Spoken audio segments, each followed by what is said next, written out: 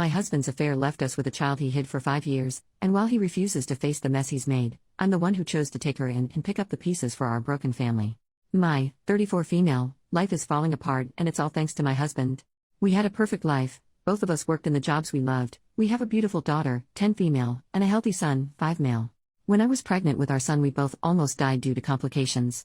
So before the birth and even afterwards, I didn't want to be intimate. Why would I? I almost died and my body was in pain for months afterwards, even with strong medication. I thought my husband understood because he never pushed me for lovemaking or even asked. I thought it was because he understood my pain, but apparently he was just getting it from somewhere else. A few months ago we were visited by Child Protective Services. I was terrified at first, frantically thinking of what we did wrong with our children to cause a visit. But no, as it turns out, some woman I've never met before died in a car accident leaving behind a daughter, and my husband's name was on the girl's birth certificate and he was named in the woman's will as the father. I thought it was a mistake at first, until my husband broke down and told me the truth. As it turns out, while I was suffering my pregnancy and the after effects of almost dying, my husband would go to a woman he knew at work and get it off with her. He said this as if he was doing me a favor. Well, as the CPS worker explained to us, my husband is her closest living relative that can care for her. The woman's family apparently wanted nothing to do with the poor little girl. When she asked us if we wanted to take her in, I said yes. Yes, I know this might be the true cause of all my issues, but my husband pawned that poor girl off to live with her single mother for 5 years. He doesn't get to pawn her away when she needs help. She's his responsibility, and now is ours. I told him I'll help take care of the necessary visits for wellness checks and help with whatever CPS wants us to do.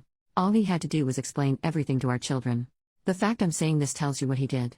Yes, nothing. We had to clean out a room and buy new furniture and even looked for some toys. Our children go to a private school, so I picked up some more work hours in order to be able to afford her tuition. I was the one who had to tell our extended families the big change because he didn't want to do so. I did almost all the heavy lifting. So color me shocked when his daughter finally joins our family 2 weeks ago and the first words out of our children's mouths was, "Who's that?" Yes, I was the one who had to tell our children's school, extended families, family doctors, and my workplace about my husband's affair and subsequent addition to our family. But he couldn't tell our children, being he was too ashamed to face them.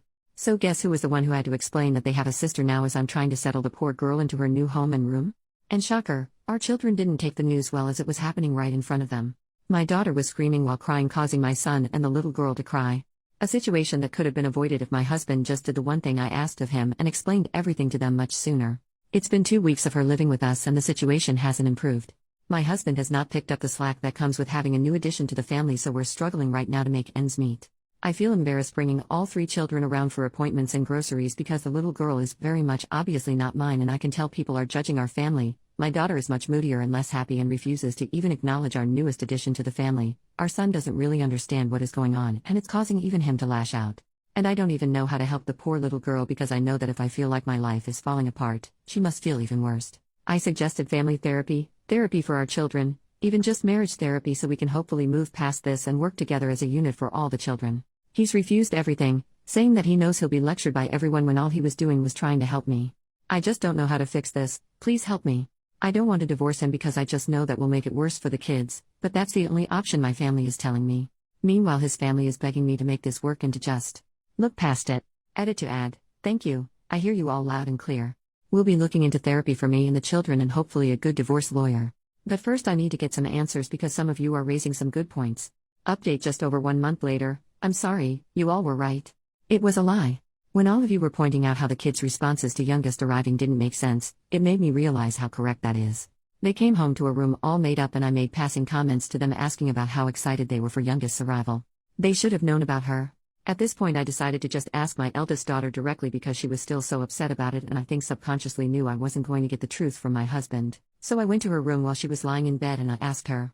I told her that I asked her father to explain to the 2 of them what was going to happen. They saw her new room. I talked about her to them, so I don't understand my eldest's reaction. So yes, it turns out husband didn't tell them and then me the truth. A surprise to no one I am figuring out. The story he told the kids was that youngest was a daughter of one of our friends, and we felt so bad we had to take her in. Nothing about her being their half-sister or him having a daughter with another woman. Well, when she came home that day and the kids asked who she was, the pictures we were able to share of youngest, she had braids in and wore much different clothing than when she arrived. It was my response to them that ruined his little lie. This is youngest's name, your half-sister, remember? Our son was too young to really get what it meant, but our daughter did. That's why she freaked out that day, not because of the new addition to the family but because what the new addition meant. I apologize for causing her to freak out that day, for not sitting both her and her brother down for a real discussion over how they feel and to make sure their father did what he was supposed to do, and apologize for only talking to her now after she had a much-deserved reaction to it all. My daughter accepted the apology, and I asked her if that was why she was distant from the youngest. She told me that's part of it, and because word got out at her school about what the newest addition to our family going to the school meant, so now she's getting teased and picked on for having a father who cheated. It broke my heart realizing just how badly I messed up. By continuing to beg the spineless man they called a father to help them and then allowing myself to get shut down, I was essentially allowing all the kids' needs to be ignored. I told my daughter I'll sign her and her brother and sister up for therapy. Of course, the pathetic man tried to plead with me not to when I mentioned signing the kids up, but I told him to give it up already. All 3 children's lives have changed, and it will help them adjust with a professional to speak to. He's been grumbling and whining about it, but I don't care anymore. And this might cause many to be upset with me, but I'm in the process with my husband to have him transfer custody of youngest to me. I've grown to care for her, and as some comments in my last post have pointed out, once I do divorce him and leave with our kids, I don't doubt he'll treat her awfully or neglect her. He's been right on board, and it took some convincing, but his parents finally agreed to be witnesses. I got all the paperwork set up and scheduled an appointment with an attorney to help with anything else. Once that happens, I'll try to get everything I need in order to have a smoother divorce and then subsequent move to be closer to my family.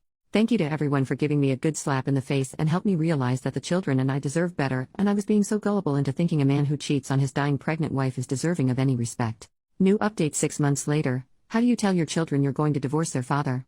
I have 3 children, an 11-year-old daughter and 2 6-year-olds, a son and daughter. Just recently, after months of court hearings, home visits, background checks, and interviews with a judge and a social service worker, I've been granted custody of my 6-year-old daughter with her biological father, my husband, giving up parental rights to me. Right now I'm looking into how a divorce will go and what I need to get any affairs in order to make the process as smooth as possible for everyone involved. The reason for the divorce is because of how he behaved when his adultery came into light. As you can see from the ages, he cheated on me with a co-worker of his while I was dealing with a highly complicated pregnancy and birth. I was the one who had to get everything in order. Meanwhile, it seemed like he did everything he could to make the process of a new addition to our family as difficult as possible.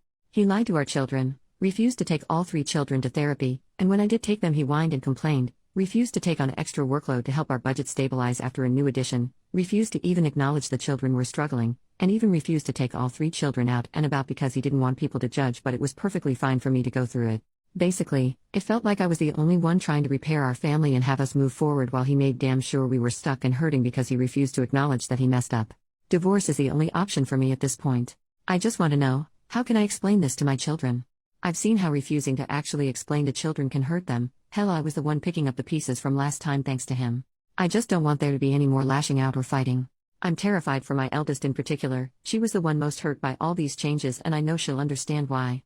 The last thing I want is for her to blame her siblings or herself. I've yet to tell anyone else my plans for divorce because I don't want it getting back to him or the kids before I'm ready. And if there is no way to make the impact easier, how can it make sure it's less damaging for them?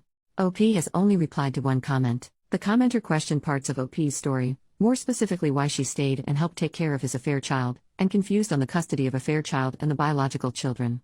Okay, let me try to help. I'm sorry for the confusion. I discovered her existence about a year ago because her biological mother died in a car accident.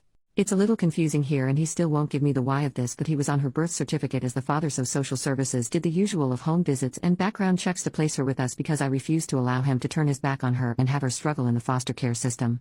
I'm a nurse in the pediatric trauma center. I have been there as emotional support for children when they've been told about a parent's passing in accidents or we had to make the tough call to CPS for abuse cases. I do not wish for anyone to witness when a child realizes that they're an orphan or being taken away from their parents. It's why I push for us to take her in. People on Reddit have told me that I'm too much of a saint for taking her in, and that's why they don't believe me. But if you ever had to rub the back of a 4-year-old having her first panic attack because she was told her parents didn't survive, I hope you understand why I refused to ignore a 5-year-old who this time I could save from the system. After the fallout that was primarily caused by my husband, and truth be told I also have some blame for it as well, I decided to divorce him. I asked him to transfer her custody to me because I knew after the divorce there's a high chance they would keep her with him and he wouldn't be a good father to her. I didn't want to risk the chance of that. I know that if I was the one to have custody of her I won't have to worry about that in the divorce. And it's only the 6-year-old daughter he transferred custody over to. He still is a recognized father to our biological children. And thank you for the suggestion of age-appropriate dialogue for our children. I do have some training on that because of my work, so I could try to rework it to make sense for divorce. And probably bump up therapy for the children.